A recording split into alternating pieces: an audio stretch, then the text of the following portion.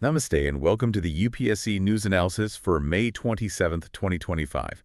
We're diving deep today, really breaking down 10 key news items. That's right. We're not just skimming the headlines. We'll unpack the core concepts behind them. Exactly. Explain the basics you need to know and really highlight why this stuff matters for your mains prep. Think of it as your personal briefing. Cutting through the noise, basically.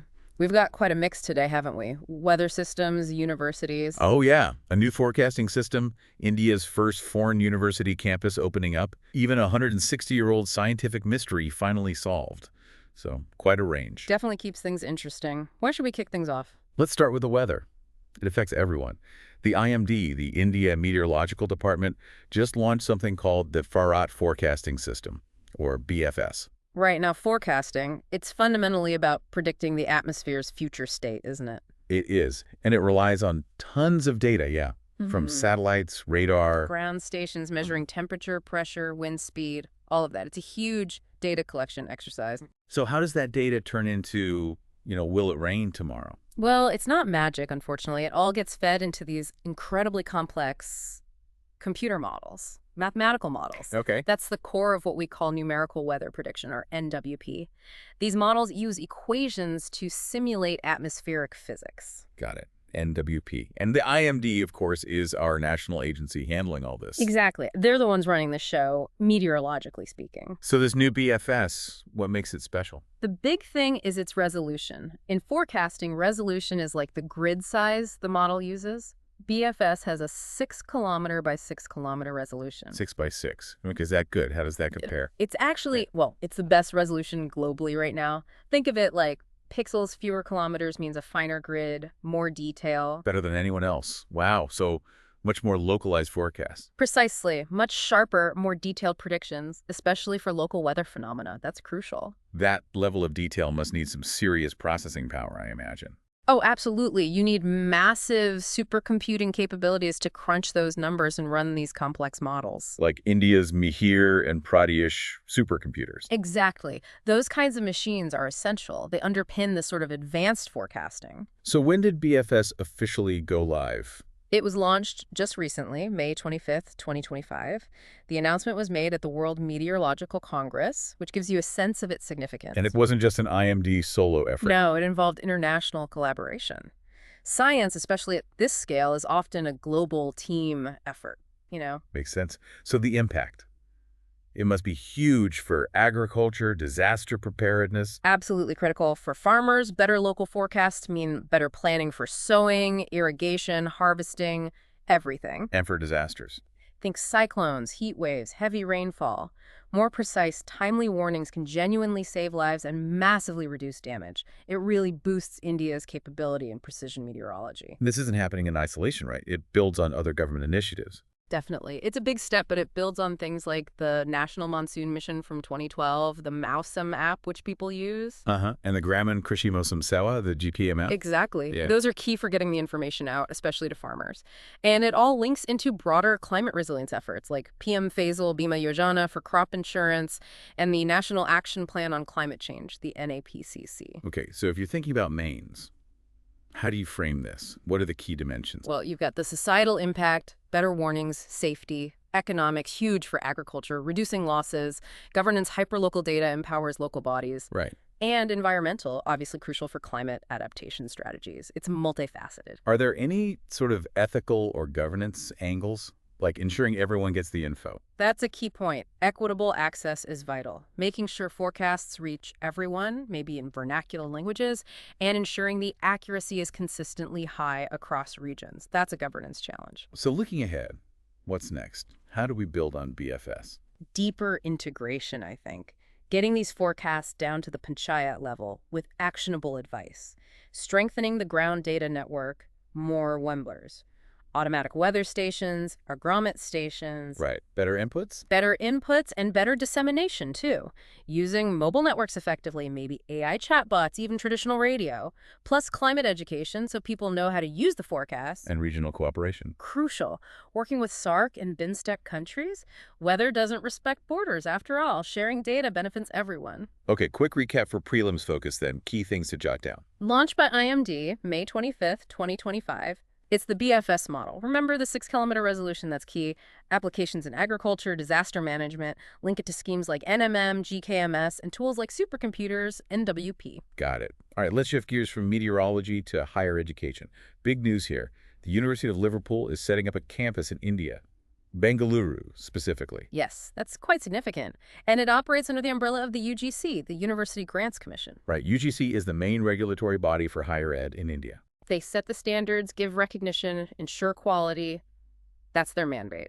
So these foreign university campuses, or FUCs, this is relatively new, isn't it?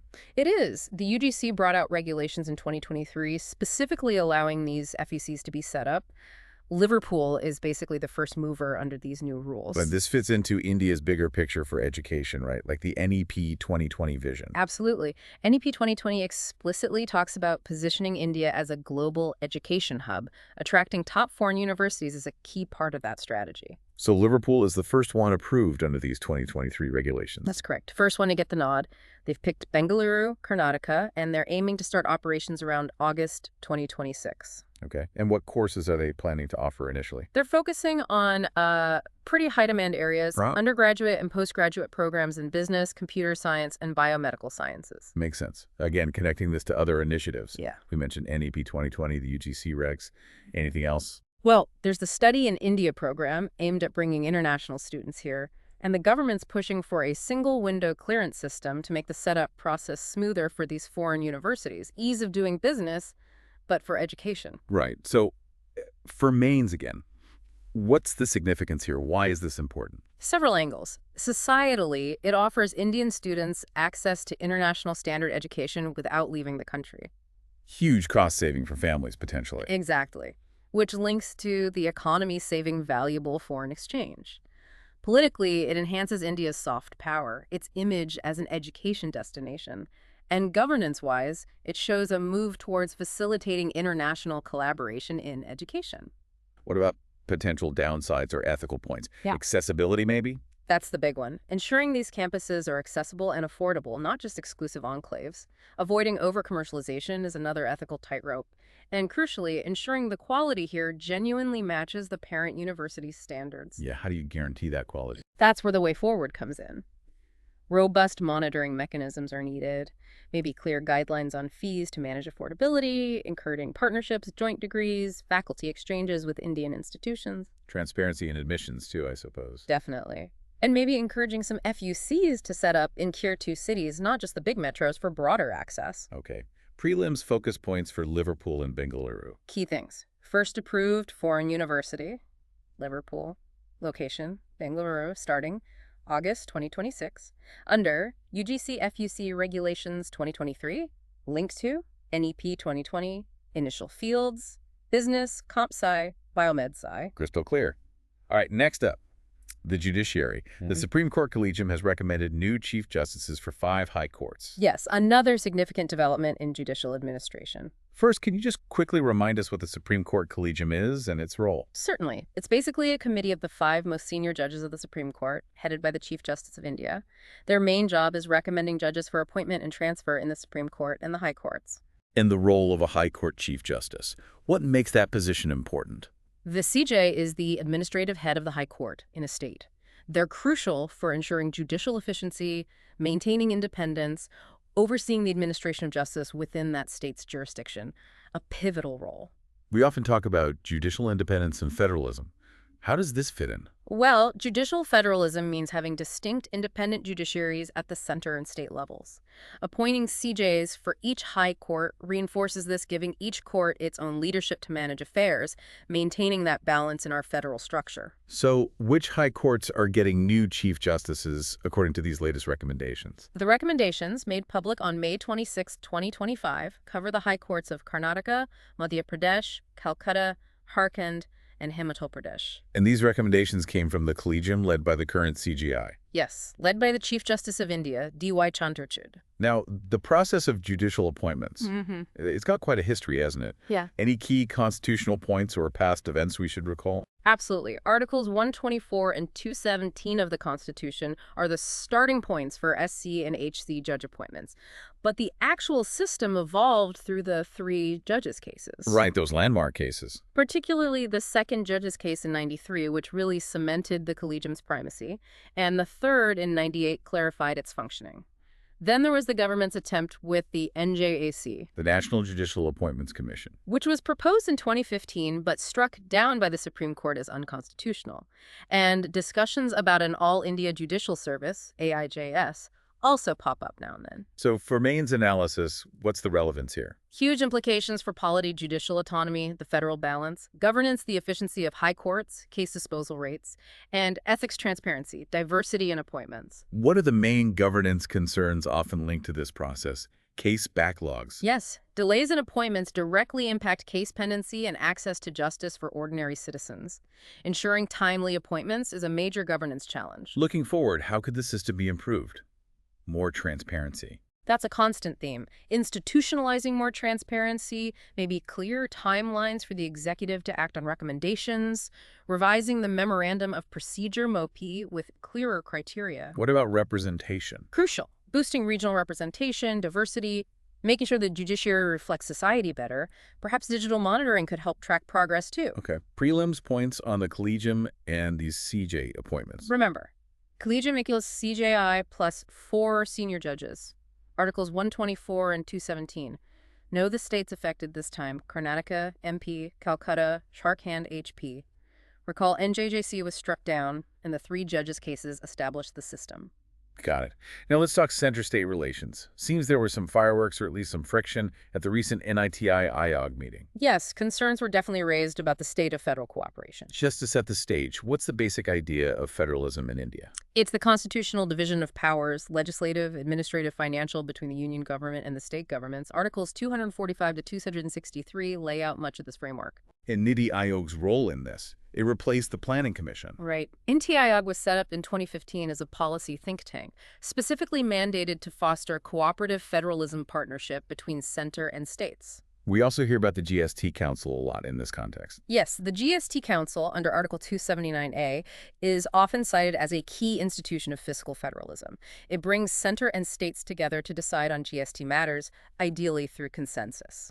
So what happened at this NITI Aayog's meeting, the 9th Governing Council meeting, wasn't it? It was held on May 26, 2025, chaired by the PM. Several chief ministers, particularly from non-BJP-ruled states, voiced strong concerns. Which states were particularly vocal? Reports mention CMs from Tamil Nadu, Kerala, Telangana, West Bengal, and Delhi, among those criticizing what they see as over-centralization. And what were their specific complaints? Key issues included delays in GST compensation payouts, reduced state autonomy in designing and implementing centrally sponsored schemes, CSS, and allegations about the misuse of the governor's office and central funds or agencies. Familiar themes, really. Are there other relevant bodies or mechanisms in center-state relations? Definitely. The Finance Commission, Article 280, is crucial for revenue sharing. The Interstate Council, Article 263, exists as a forum for dialogue, though its effectiveness is debated. And the structure of CSS itself heavily influences state finances and autonomy.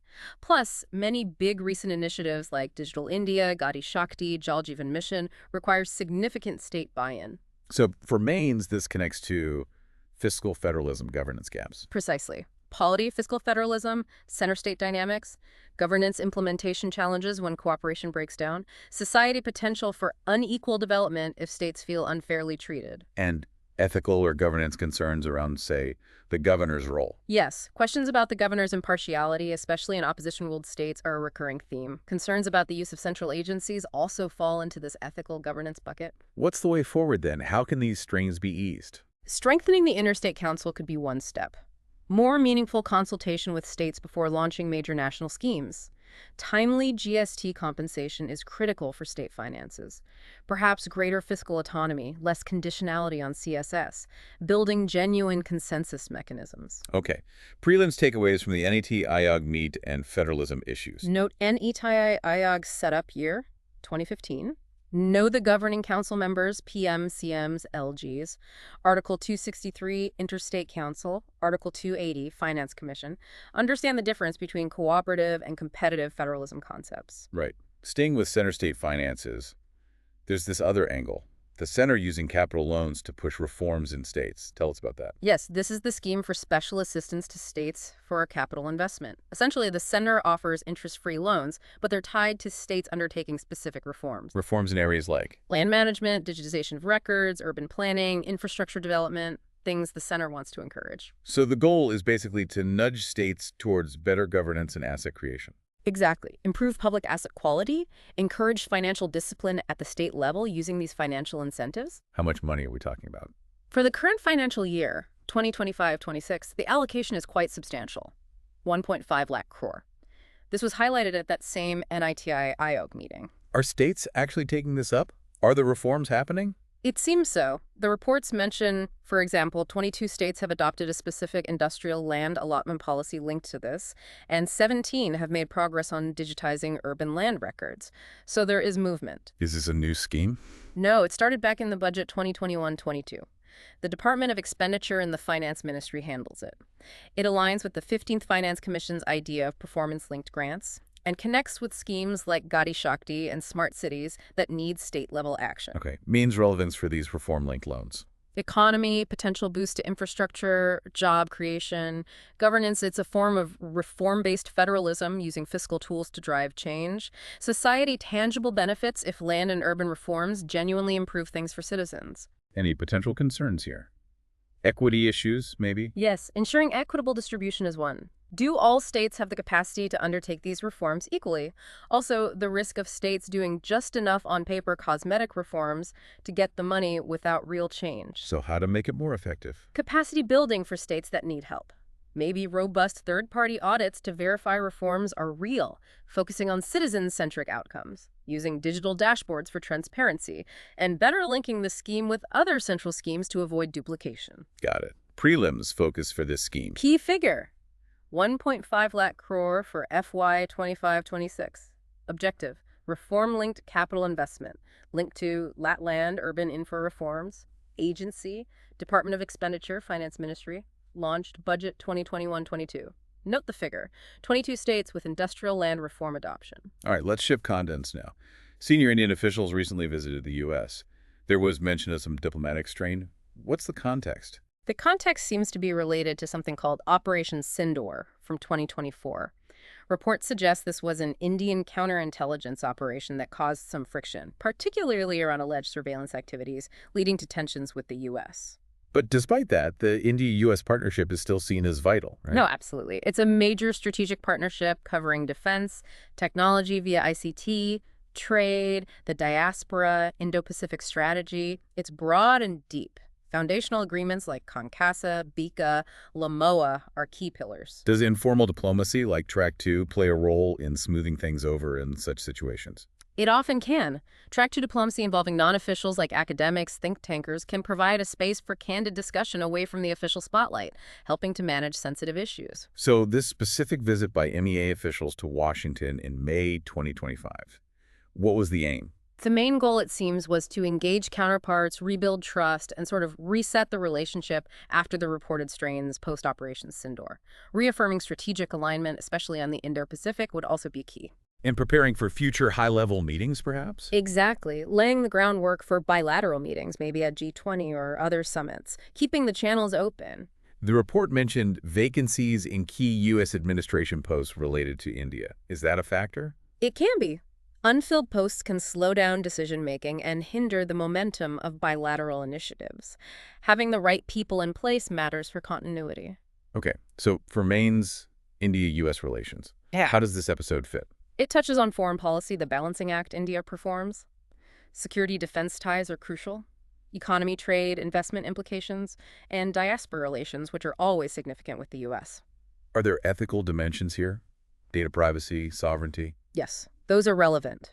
The ethics of counterintelligence, data privacy concerns, respecting national sovereignty, these often come up in discussions involving intelligence matters between nations. How can the relationship be strengthened moving forward? Strengthening back channels for sensitive issues, resuming regular high-level dialogues like the 2+2, maybe working on clearer norms for data issues, urging timely appointments in the U.S. system, and fostering civil society engagement. Prelims focus points on this U.S. visit. Remember Operation Sindoor. No ICT and the foundational agreements, CONCASA, BISA, LAMOA. Note the MEA officials' visit, May 2025, aimed at resetting ties. Be aware of the concern about unfilled U.S. diplomatic posts. Okay. Back to India and the energy sector.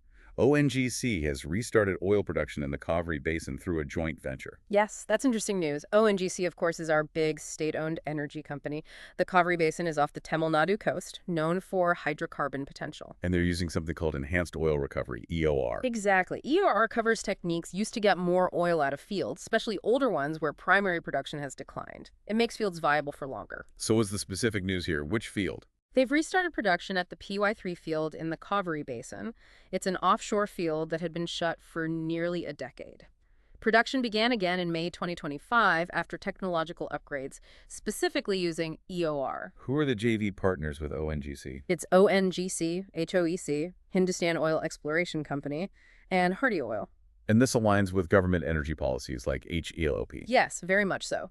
It fits with the Hydrocarbon Exploration and Licensing Policy, HELP, the Discovered Small Field DSF policy, which encourages monetizing smaller fields. It supports energy security goals, reducing import dependence, and fits the Make in India Atmanirbhar Bharat narrative. Maine's relevance for restarting PY3. Economy helps routes the oil import bill. Energy security boosts domestic production, revives reserves. Technology showcases use of advanced EOR techniques. Employment potential, local job creation in Tamil Nadu. What about environmental concerns and offshore drilling? That's always a critical factor. Balancing energy needs with protecting the marine ecosystem is paramount. Strong environmental safeguards and monitoring are essential for offshore operations like this. The way forward in this area? More EOR. Promoting more advanced EOR research and deployment seems logical. Strengthening regulations, ensuring robust infrastructure, maybe more public-private partnerships, PPPs, and importantly, periodic reviews to ensure sustainability. Prelims points on the ONGC Kaveri Basin news. Field name, PY3, Kaveri Basin, JV partners, ONGC, HOEC, Hardy Oil. Technology, EOR Ministry, Petroleum and Natural Gas, Relevant Policy, HELP, DSF. Right. Now, for something quite futuristic, AI in satellites and the legal and ethical challenges emerging. Yes, this is really at the intersection of space tech, AI, and law. AI allows satellites to operate more autonomously, monitor, detect events, even make decisions without direct human command. But that autonomy creates problems. What kind of challenges? One major concern is misclassification. An AI might misinterpret something benign as a threat, which could escalate tensions.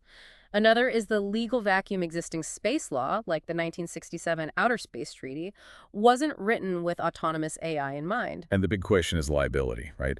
If an AI satellite causes harm. Exactly. Who is responsible? The AI developer, the satellite operator state, the manufacturer. Current international law doesn't have clear answers for AI-driven actions in space. This was discussed recently at a summit. Yes, these concerns were highlighted at a global AI and space policy summit panel on May 25, 2025. Experts are grappling with these issues. Are there any relevant Indian policies or international treaties, even if they don't fully cover AI? India has its Space Policy 2023, which mentions AI applications. In Space regulates private space activities. Internationally, the Outer Space Treaty provides basic principles. India also has a draft AI policy from 2023, but it's general, not space-specific. Maine's relevance of AI in satellites. This seems like a GS3 topic. Definitely. Security implications, potential for geopolitical friction. Governance highlights a major regulatory gap. Ethics, accountability, transparency, bias in AI systems. And for India, technological sovereignty, developing AI for space, but also the capacity to govern it. How can these challenges be addressed? New treaties. That's one avenue, pushing for a global treaty update via the UN Committee on Peaceful Uses of Outer Space, COPOS. Domestically, India needs specific guidelines for AI in space defense. AI audit trails for transparency are crucial. Legal preparedness and public-private collaboration on ethical design are also needed. Prelims focus. AI in satellites. Key issue. Legal ethical risks of AI satellites. Treaty. Outer Space Treaty 1967. Indian regulator. In space. Risk example. Misclassification of threats. Core problem. Policy liability gaps. Okay, back to the judiciary one last time.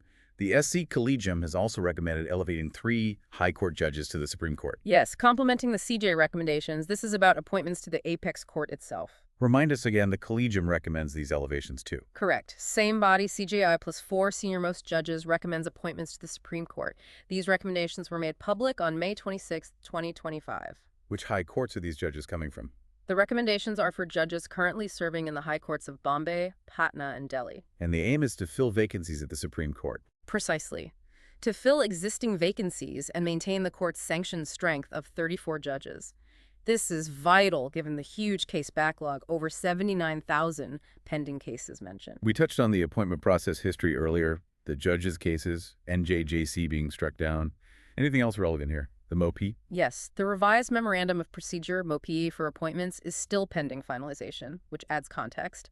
And initiatives like the eCourts project aim to improve overall judicial efficiency, which relates to managing the workload the SC faces. Main significance of SC judge elevations. Polity impacts federal balance through representation from different HCs, judicial independence, justice delivery, crucial for tackling case pendency. Governance affects public confidence in the highest court. Ethical considerations in SC appointments. Openness, merit. Yes, debates continue around transparency versus confidentiality in the Collegium, ensuring meritocracy is paramount.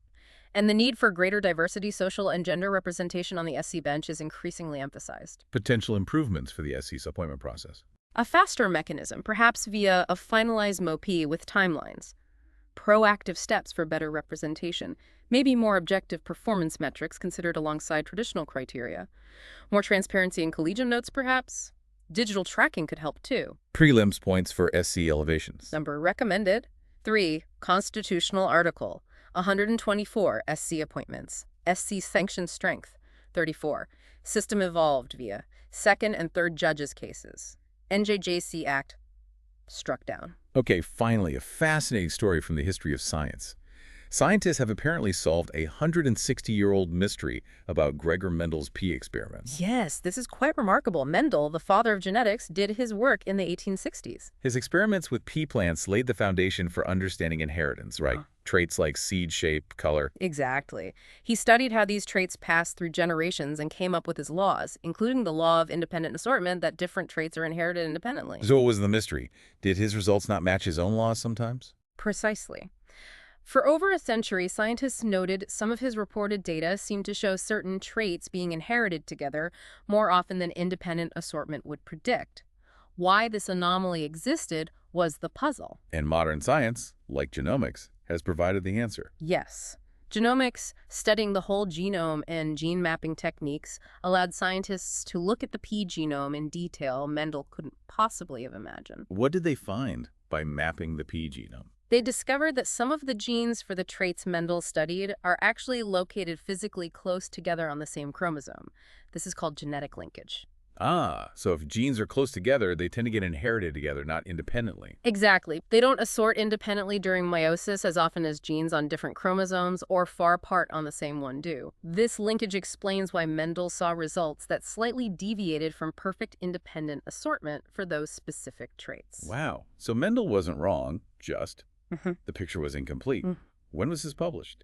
The findings came out in Nature Genetics in May 2025.